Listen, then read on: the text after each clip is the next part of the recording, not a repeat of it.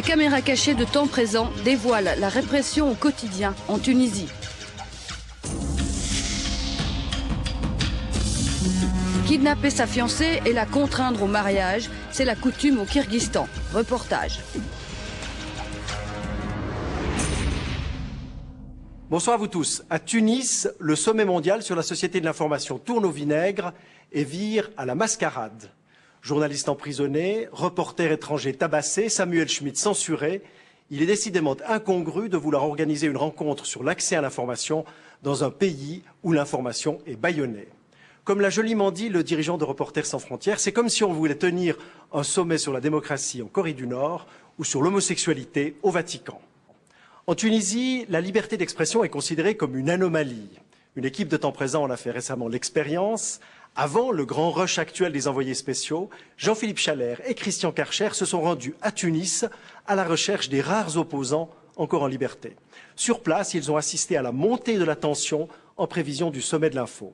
Malgré une autorisation officielle de tournage, les reporters de temps présent ont été constamment espionnés et entravés dans leur travail par la police tunisienne, à tel point qu'ils ont dû recourir à une caméra cachée pour dévoiler la répression au quotidien.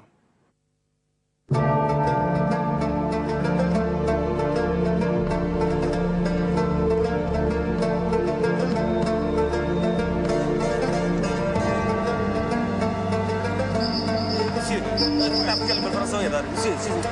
J'ai filmé les trois. Non, s'il vous plaît, vous êtes gentil, vous êtes aimable. Écoute, il ne faut pas faire les photos de la ministère et les militaires, tu vois. D'accord. Comprenez, hein. Ok, ça c'est clair. Ça c'est clair. C'est clair. Si vous avez quelque chose, vous allez l'enlever, s'il vous plaît.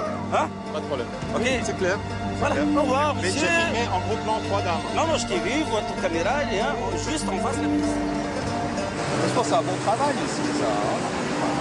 Bon, mais dur. C'est dur. Dur, oui. Il y a beaucoup de travail, il y a beaucoup de travail, beaucoup de circulation. C'est très surveillé. La loi, c'est la loi. C'est très surveillé. Hein. Ouais. Les yeux sont comme ça. Ouais, absolument. J'ai rien remarqué. Non, apparemment. Écoute, nous n'avons pas dans le tas. Il y avait... Pas ces deux-là. Peut-être ces deux-là, ouais. C'est possible, ouais. Écoute, à l'hôtel, il y en avait deux qui se sont amusés. Non, à l'hôtel, c'est clair. J'ai vu un groupe. Ah là là là là là là. Il faut que... Là, on roule en sens interdit. Oui.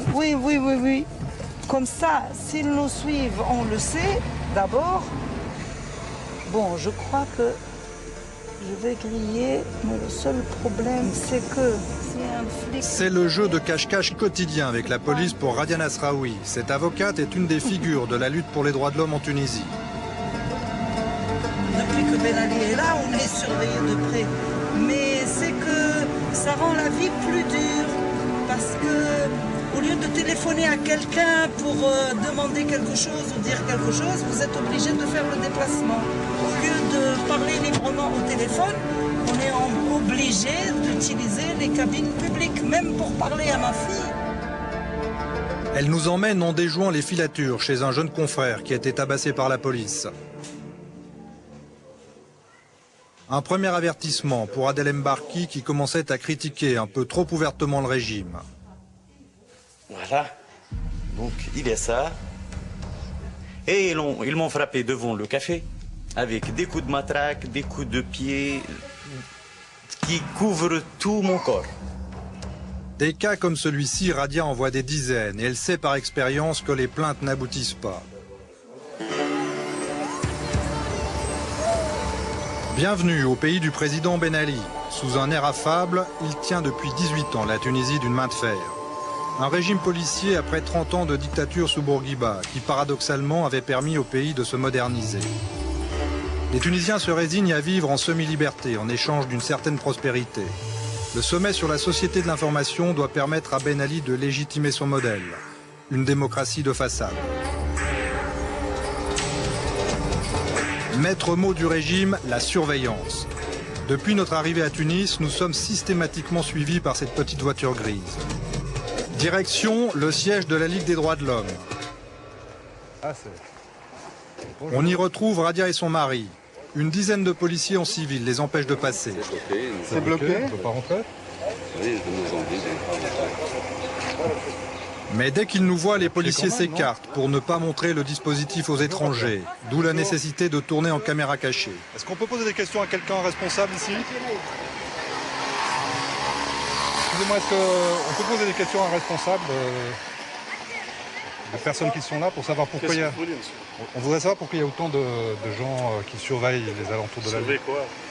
Les passages, ce sont des les habitants ici. Ils ne sont pas encore là. Vous n'êtes pas des policiers qui surveillent la Ligue? Non, ce sont des habitants ici. L'équipe de basket. Pour faire des travaux pour la maison. D'accord. Est-ce qu'il y aurait un responsable qui pourrait répondre à des questions de la presse? Je ne sais rien, monsieur. Vous ne savez pas?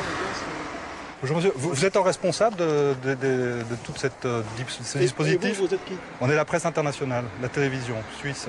Vous avez une accréditation? Ah non, nous on est journalistes, on a une carte de presse. En Tunisie, il faut une accréditation, monsieur. Pour faire quoi? Je suis désolé. Mais on travaille... On peut vous poser une question comme ça dans la rue. Vous posez pourquoi? À quel titre? Comme ça, pour savoir. Vous êtes là dans la rue. On est venu. Et vous êtes là, pourquoi? On va à la réunion qui est à côté, puis on nous a dit que les gens ne pouvaient pas entrer. Non? Mais si, il y a les voitures... La preuve que vous pouvez rentrer. Oui. Mais la police est partout pour empêcher les voitures de passer. Il n'y a pas de police, monsieur. Non. Il y a des gens qui arrêtaient les voitures avant. Vous n'êtes pas partie de la police vous-même. Non. Non. Mais pourquoi tous ces gens qui sont ici Bon. Bien pratique le téléphone portable lorsque le naturel policier revient au galop. Vous ne pouvez pas parler. Pour les habitants, la peur du flic est palpable. Pourquoi il y a tous ces policiers là? Il y a plein de policiers partout là. Oui, c'est notre vie à Tunis. Il leur demande de passer par là. Les policiers rendent Radia fébrile. On sent qu'il se passe des choses graves à la Ligue des droits de l'homme, l'une des 2 seules ONG indépendantes autorisées en Tunisie. Mauvaise surprise pour les militants et les observateurs étrangers, spécialement venus pour l'occasion. On leur apprend que le congrès de la Ligue prévu le lendemain est interdit. Parmi les étrangers, une délégation représente les principaux journaux et éditeurs européens et américains. Ils sont ici pour préparer un rapport très critique sur la liberté d'expression. Je me pose la question, et tout le monde se pose la question ici, pourquoi le pouvoir en place est en train de violer de manière plus flagrante les droits humains et les libertés. C'est quand même remarquable qu'alors qu'on se rapproche du sommet mondial sur la société de l'information, au lieu d'essayer de faire bonne figure et de dissimuler la réalité de la dictature qui pèse sur ce pays, au contraire on multiplie les provocations quand même. Les journalistes, les magistrats, les avocats, les universitaires, tout ce qui ressemble à une liberté de pensée et d'expression est aujourd'hui réprimé de manière encore plus visible qu'avant. C'est vraiment une stratégie de provocation, comme si le gouvernement tunisien testait les démocraties dans le monde entier, en leur disant, vous voyez, je peux tout me permettre. Les opposants tunisiens en savent quelque chose. Radia Nasraoui nous reçoit le lendemain dans son cabinet. Être militant des droits de l'homme en Tunisie n'est pas sans conséquences. J'ai été agressée le 4 mars 2005 à l'occasion d'une manifestation qui était organisée par les militants tunisiens de tous bords pour protester contre l'invitation faite à Sharon, ce criminel de guerre, par Ben Ali pour venir assister au sommet mondial de la société de l'information. Il y avait autour de moi des militants connus, il y avait d'anciens prisonniers politiques, on ne les a pas agressés, on est venu tout droit vers moi pour me causer tous ces dégâts. Je me sens vraiment menacée parce que là, tout le monde me disait « Radia, tu aurais pu passer ». C'est vrai que des coups sur la tête, une telle sauvagerie aurait pu entraîner la mort. Il y a eu beaucoup de cas en Tunisie de gens qui sont morts comme ça. Je n'ai eu que des problèmes. Mon cabinet a été saccagé à plusieurs reprises, ma voiture a été volée, mes enfants ont été terrorisés, elles ont été suivies jusqu'à l'école, etc. Tous les moyens pour vous intimider et pour vous obliger à ne plus vous occuper des victimes de la répression et de la défense des droits humains. Grâce à leur ténacité, Radia et son mari ont fini par lasser le régime, qui les laisse relativement libres de leurs mouvements. Mais ils ont payé le prix fort.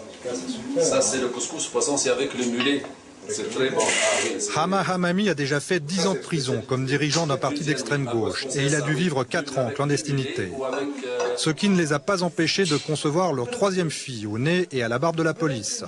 Pour le moment, leur notoriété acquise par la lutte les protège. C'est pas grave.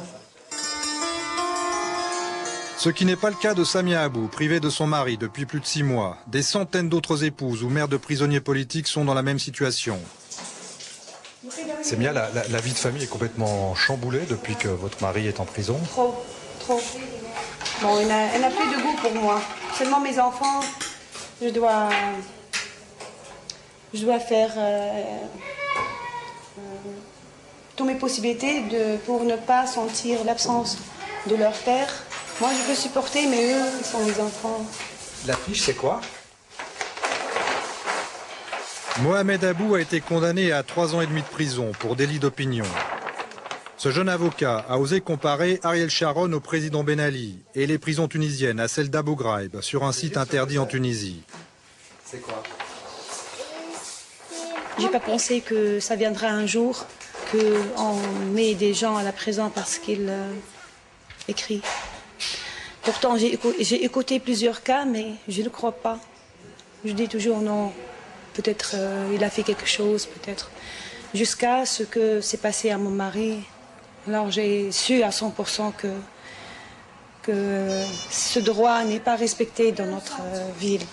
On ne peut pas dire que c'est un pays qui respecte les droits de l'homme. Non, on ne peut pas dire. Donc on doit lutter, nous tous, pour avoir ce minimum de droits. Et même pour nos enfants demain. Ah, Jemel, voilà.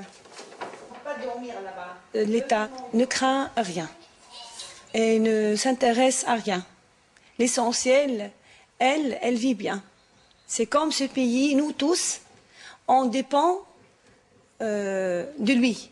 Et nous tous, on est des esclaves et lui, c'est un roi. La Tunisie, pour lui, c'est comme son héritage. Et nous, on n'a que manger le pain et nous taise. C'est tout.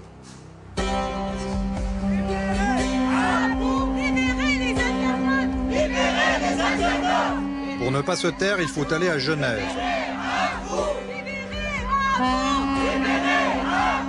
Les opposants tunisiens en Suisse ont organisé une manifestation pour réclamer la libération de Mohamed Abou, devenu le symbole de tous les prisonniers d'opinion. Les opposants tunisiens veulent aussi profiter de la dernière conférence préparatoire au sommet de Tunis pour faire du bruit. Dans la grande salle de l'ONU, le ministre tunisien des Communications s'apprête à prononcer son discours. Et Radia Nasraoui retrouve une vieille connaissance.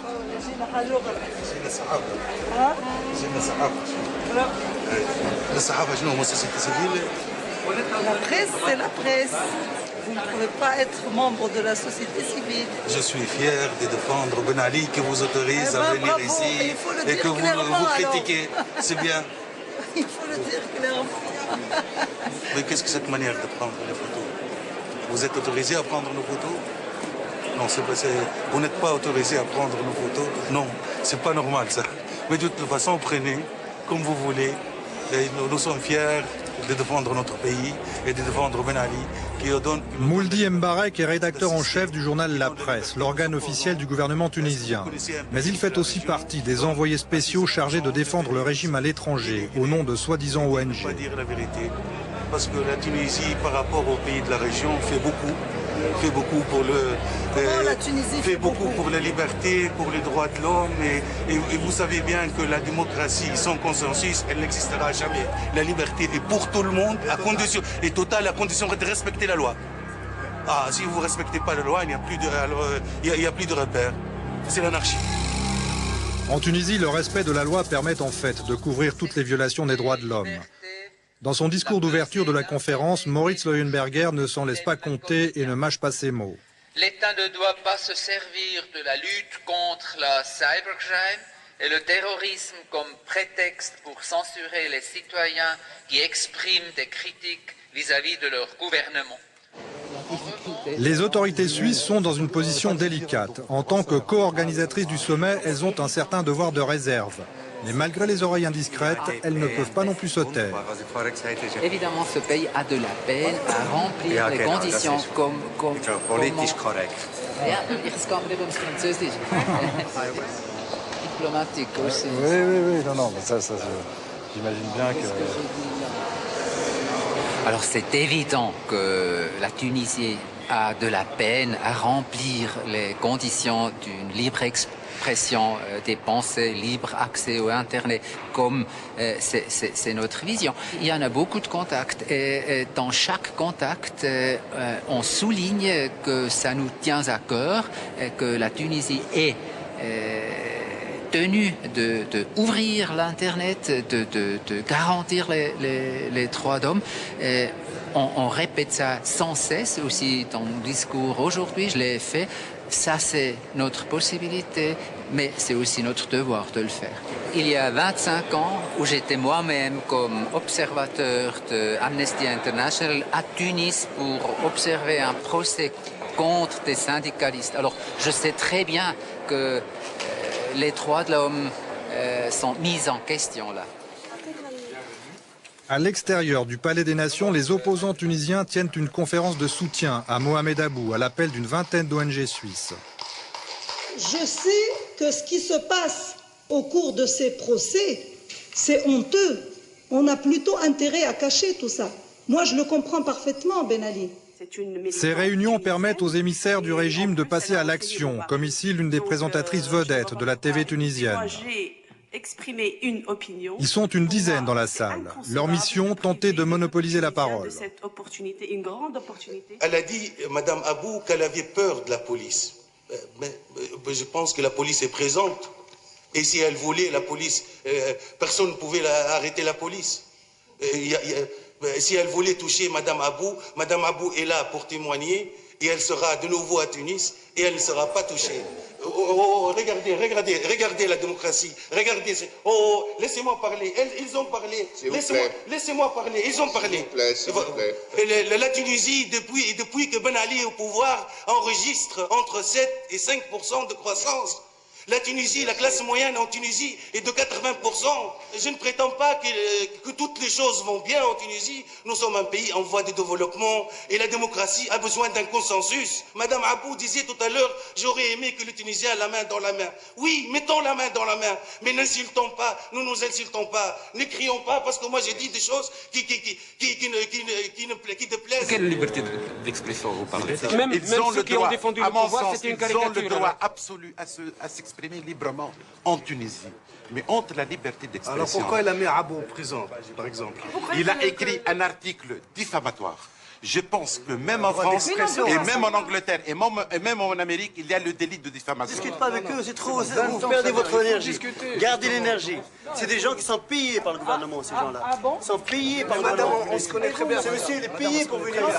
Merci, moi je vous connais très bien. J'ai vos photos. Ça fait 20 ans que ça dure. C'est toujours les mêmes qui viennent chez nous pour casser toutes les réunions et faire les mêmes histoires. On n'est pas en Tunisie. Et c'est ça l'avantage que nous avons aujourd'hui sur vous. En Tunisie, on s'exprime bien plus que qu'ailleurs. Alors pourquoi vous êtes à chaque fois ici pour plus que là-bas? Ça ne fait rien, ils peuvent tourner autant qu'ils veulent. Ça ne nous dérange pas. Non, pas du tout. On est pour la libre expression. Le palais de justice de Tunis. Pas question d'y introduire une caméra. L'institution judiciaire est en pleine tourmente. C'est ici, juste en face du palais, qu'est né le mouvement de résistance des avocats. La maison du barreau a été occupée pendant 52 jours. C'est pas grave, il y avait des chaises partout, il y avait du monde. Une première en Tunisie. Ce mouvement de protestation contre l'incarcération de Maître Abou a également libéré la parole de nombreux juges qui réclament une véritable indépendance. Difficile de prévoir l'issue de ce bras de fer. Les agents de police, ils venaient jusqu'ici. C'est vrai qu'ils n'ont jamais pu mettre les pieds dans la maison du barreau parce qu'ils savent que c'est vraiment grave. Cher ami, cher ami. Attends, je te demande pas. Non, cher ami, je dis bien. Grand chose, tu dis juste que tu étais là, que tu as vu que les autres... J'ai rien vu, moi. Tu n'as rien vu, comme d'habitude. Oui, ok.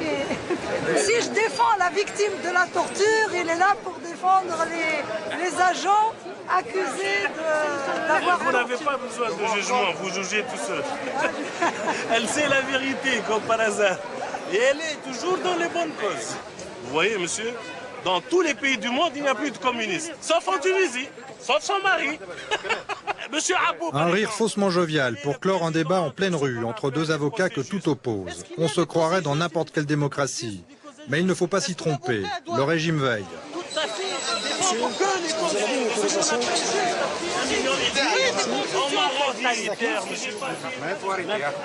Faut arrêter. Est-ce que vous avez une autorisation?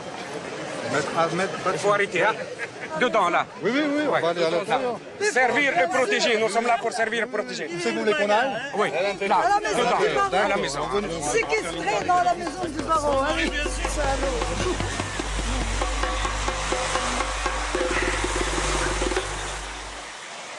Les 6 millions de touristes continuent à couler des jours heureux sur les plages et dans les ruelles des Médinas, sans voir grand-chose de la réalité du pays.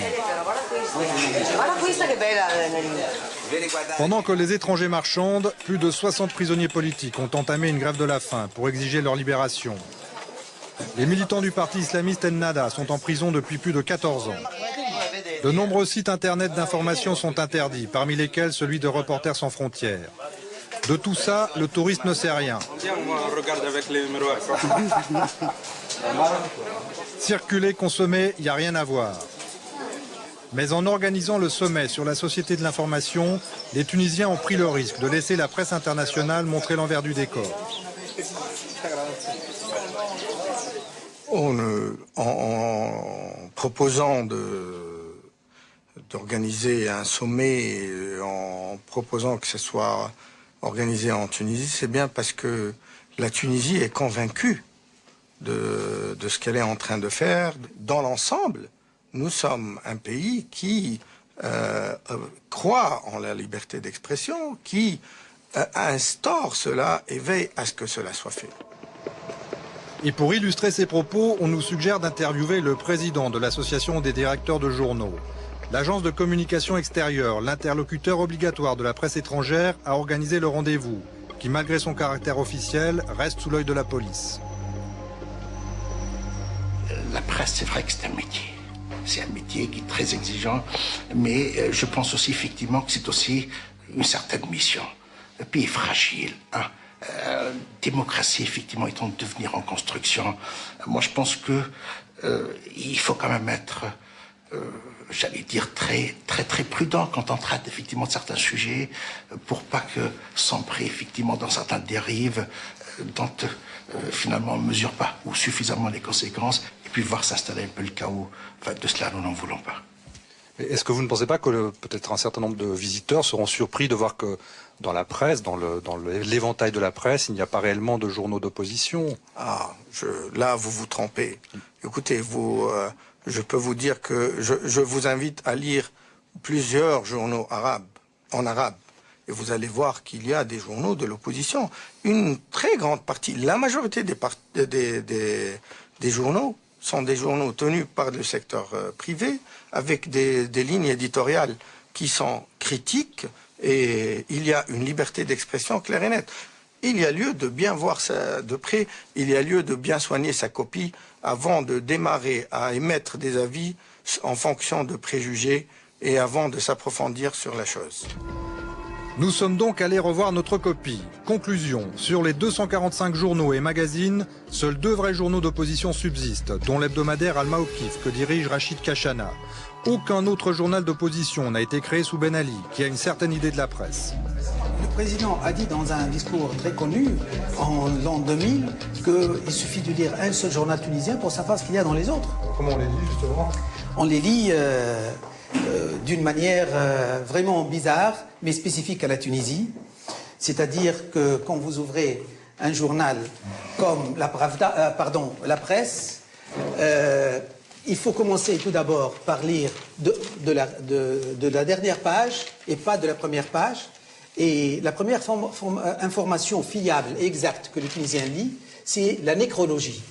Donc ils lisent la nécrologie, puis les pages sportives, puis les annonces. Ensuite, ils arrivent aux informations internationales qui sont plus ou moins exactes. Et ensuite, ils arrivent aux informations nationales qui sont de la pure propagande et qui figurent dans les mêmes journaux de la même manière parce qu'ils émanent de l'agence de presse officielle.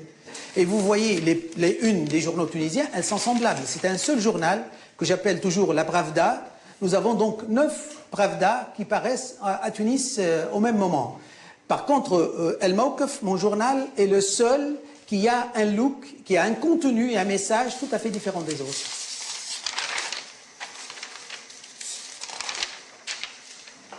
que finalement tous ces titres se ressemblent, je vous le concède. D'abord, je dirais, disons, s'approvisionne en guillemets pratiquement auprès presque de la même source. Est-ce qu'il y a une censure? Non. Il n'y a pas de censure, pour autant que je puisse en parler, en ce qui me concerne tout au moins. Là, évidemment, c'est vrai, me diriez-vous, la presse n'est pas très virulente, et Dieu merci d'ailleurs, il y a quand même une certaine retenue, il faut quand même connaître ce pays. Je pense que sa modération, sa retenue, c'est un peu une marque de fabrique qui remonte à plus de 50 ans. Concernant l'association des éditeurs de journaux que vous présidez, quel est son degré d'indépendance par rapport au pouvoir? Je dirais, est pleinement indépendant, mais tout à fait indépendant de pouvoir. Je ne marche pas effectivement sur le pouvoir, je n'ai pas le sentiment d'être inféodé au pouvoir, et d'ailleurs je l'en suis créé, de ne l'a jamais fait, de près ou de loin, effectivement fait sentir. J'ai été convoqué à plusieurs reprises au ministère de l'Intérieur pour me dire ce numéro va être censuré. C'était des menaces pour me dire que vous avez dépassé, vous avez grillé les lignes rouges en critiquant tel ou tel personnage dans l'État, ou il y a aussi une autre ligne rouge très connue en Tunisie, c'est les islamistes. On n'a pas le droit de parler du parti Ennahda, qui est un parti d'opposition islamiste et qui est interdit. Mais nous considérons qu'en tant qu'acteurs de la vie politique, de la scène politique tunisienne, c'est notre devoir d'informer. Cité État d'Amman, un quartier pauvre de Tunis où la moitié des gens sont au chômage, un véritable vivier pour les islamistes. C'est le seul quartier où l'on puisse critiquer le régime, moyennant certaines précautions. On n'a pas satisfait du journal de la presse. Pourquoi? Parce que, je sais pas, parce qu'ils ne disent pas la vérité comme nous savons. Là, c'est le travail, moi. Comment? Oui, le travail. Non, mais je vous pose des questions à monsieur, il n'y a pas de problème. Mais vous êtes qui, monsieur? Un café, quoi. Oui, allez. Ça, c'est fait. On peut parler en dehors. On peut aller dehors, là. Venez, on va aller dehors. C'est le propriétaire du café, monsieur? Oui. Est-ce que vous-même, vous allez sur Internet? Non. Vous n'avez pas les moyens? J'ai pas les moyens. J'ai pas les moyens. Vous aimeriez pouvoir y aller sur Internet? Bien sûr. Les sites sont interdits, fermés. Les sites sont fermés. Interdits. Vous le savez, ça? Vous avez déjà essayé? Oui. Vous avez... C'est fermé, interdit. Je ne sais pas pourquoi. Et pourquoi ils sont fermés, ces sites? Je ne sais pas. Parce qu'ils sont politiques et qu'ils donnent une mauvaise image? Islamique, peut-être. Est-ce que vous pensez qu'il y a aussi trop de policiers dans ce pays? Tout est trop surveillé? Non. Là, par exemple, autour de nous, il y en a? Je crois. Donc ils regardent, qui écoutent ce qu'on fait? Bien sûr. Donc ce que vous dites là maintenant, vous allez avoir des problèmes après ou pas? Moi, non, je ne vois pas de problème parce que je sais qu'est-ce que je dis. Il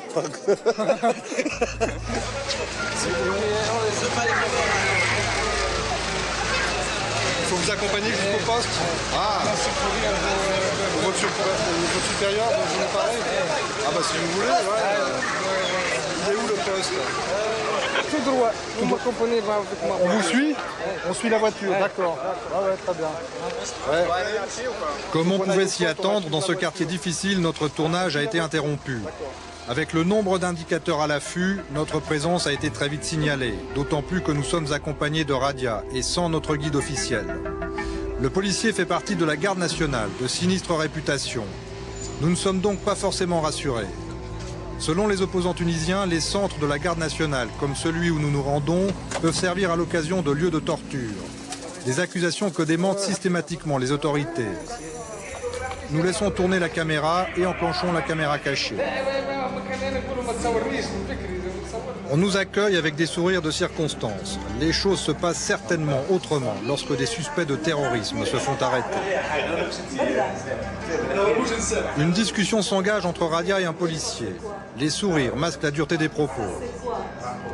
Radia lui dit que ce sont des policiers comme lui qui l'ont violemment tabassé.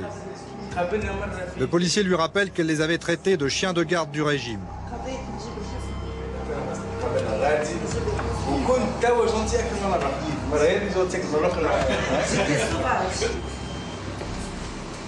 Un certain malaise s'installe. On se demande à quelle sauce on va être mangé. La situation s'éternise. Qu'est-ce qu'on a? On peut y aller, on doit attendre quelque chose? Quelques minutes. Ah oui, d'accord. Bon.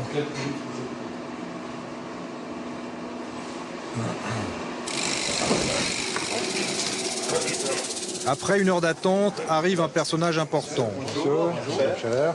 Avec lui, plus de sourire, ni de mots de bienvenue. Les ordres ne souffrent pas de répliques. Il fait déguerpir les policiers en uniforme et sans prendre le temps de s'asseoir, ordonne à Radia de le suivre à l'extérieur.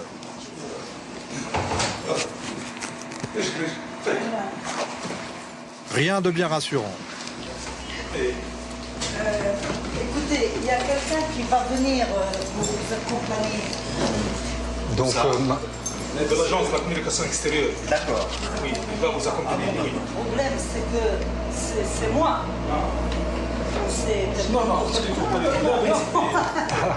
À son habitude, Radia prend les choses avec humour, mais elle a été contrainte de nous quitter sans qu'aucune raison ne justifie ce diktat.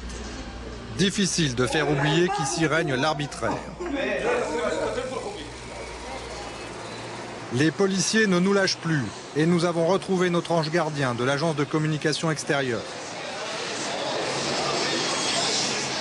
On n'a vraiment pas l'habitude de travailler en étant aussi surveillé que ça. Surveillé, non? Ah si. On est très surveillé, on est suivi tout le temps. Ah ouais, je ne crois pas. Si, suivi? Non, vous n'êtes pas obligé de dire oui, hein, mais... Non. Croyez-moi, on n'est pas... Oui. Suivi? Oui, suivi. Bien sûr. Vous auriez dû me le dire hier. Pour nous, c'est un peu choquant, vous comprenez? Oui. Quand on fait un sujet en plus sur la liberté de la presse, dans un pays qui va accueillir une conférence mondiale sur l'information, le sommet mondial de l'information, on dit c'est bizarre, quoi. Vous trouvez pas? De toute façon, je crois que vous pouvez faire ce que vous voulez. Oui, effectivement. On arrive quand même à faire. Ouais, bon, oui, mais c'est certain. Il y a une pression, vous voyez? Non, pas du tout. C'est vous parce que vous êtes européen, vous avez l'habitude de travailler. Mais quand je suis 99, non, les pays arabes. Quand je suis chez moi, les gens me suivent pas dans la rue ou bien en voiture quand on est en voiture. Moi, j'aime bien que quelqu'un me suive parce que oui, je me sens en sécurité.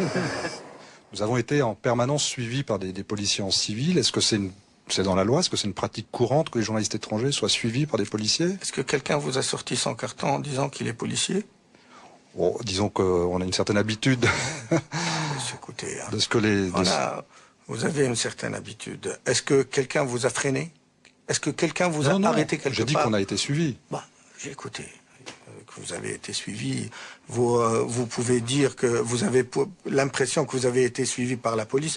Moi, je vous dis que vous vous trompez. De toute façon, est-ce que quelqu'un a bloqué une de vos activités? C'est ça qui compte. Non, il n'y a rien.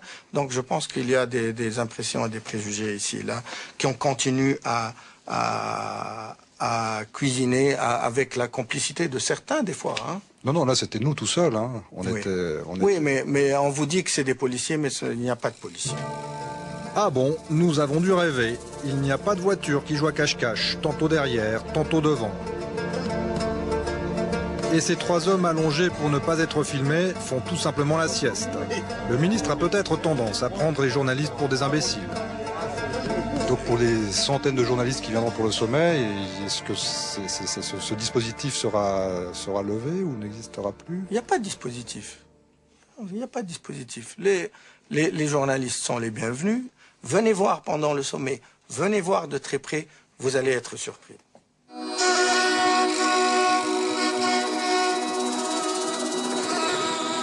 Nous avons dû travailler selon des normes très éloignées de celles d'un pays qui se veut démocratique, mais nous avons pu repartir sans encombre. En revanche, on peut s'inquiéter pour ceux que nous avons rencontrés. Le régime n'hésite pas à s'en prendre aux familles de ceux qui le gênent. Au pays de Ben Ali, le sourire n'est que de façade.